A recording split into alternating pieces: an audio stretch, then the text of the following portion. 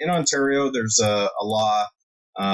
Basically, motorists have to give at least 1 meter of space between their vehicle, usually the car mirror, say, the furthest part sticking out from the vehicle, to the furthest part of the cyclist, so say the left handlebar.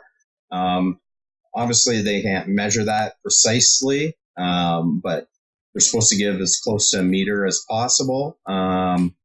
And being a big road cyclist and that, lots of people do understand that and they do give the meter, but there are those who don't for whatever reason.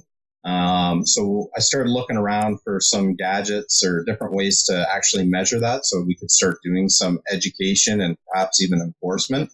And one of the things I found was this, it's called a C3 feet device. And I'll just turn it on there. What are we doing here?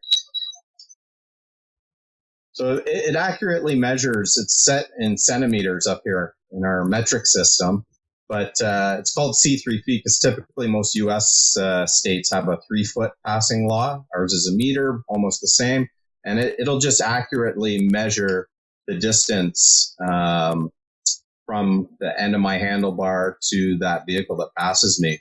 I've only laid a few, I guess, written warnings, we'll call them. I haven't laid any charges yet because I really want to make sure that I understand everything about this device before I create any new case law up here with it. But so far, it's been interesting. Obviously, me riding around with this, all the gear, police, I tend to get a bit more respect, I guess you could say, on the road. People tend to give me a little bit more space. But I went out the other day with some media following me and one of our traffic officers. And, sure enough, within 2.5 hours, we had pulled over 3 vehicles for breaching that part of the law. Again, we kept it more of an education piece because it's been on the books a few years here now. But with police services not knowing how to get equipment like this or what other options are out there, it's been difficult to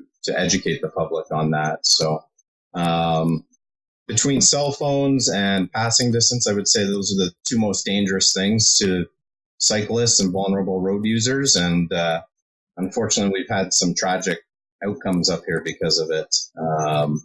So if we can make a bit of a difference, educating people and laying a few tickets here and there when needed, hopefully we can save a few lives in the process. I think it was an off-duty police officer that was killed that got this law started here in Ontario.